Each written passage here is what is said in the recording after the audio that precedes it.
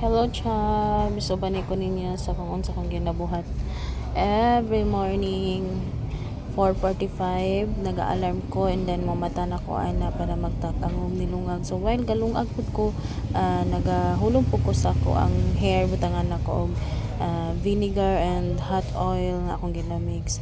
So, diha sa akong nilungag, ako na siyang gibutangan og itlog po, Chabs, para madali ko ang ato ang trabaho, maisa, and magdungagan pa man po na to na siya og kanang sinugba nga isda ako pang gihuluman, and ako lang po ning gihiwalay ang mga kuan, mga nilabhan kay dili na ko siya pwede mahalay sa gawas kay ulan-ulan jud karon panahon na, guys, Chubs. And nag-prepare na din ko dara sa kong isda nga sugbaon, tulora na kabuo, kaya tulora man pud mi ang mga ondera. And humana kong gigo di wala lang tamo gipakuyog, Chubs. Alisod na kayo pakuyog, no, lain pod kayo sabay pa muna ko og gigo. Ang galimpyo din ko dara sa ko ang dalunggan kay medyo gilok. And pag humana na nag-prepare na din ko sa pagkaon si Zero. Tangan na to siyang rice, and kita itlog lang sa isa ka buok itlog, and parisa na to siya og energen kay dako na jud kay ta, guys.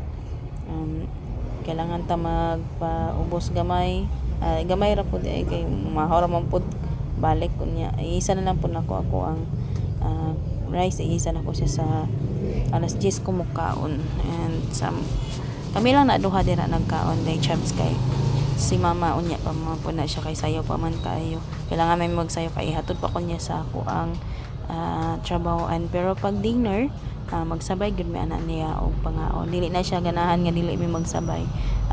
Pag Sunday, magsabay mi ana morning kay mga alas 7 pa man mi makakapamahaw or alas 8.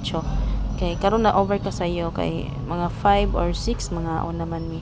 Di man siya ganahan magkaon og sayo. And man akong kaon na nag-brush na dayon ko para mag-ato na dayon sa trabaho. Kana lang. Yan. Salamat.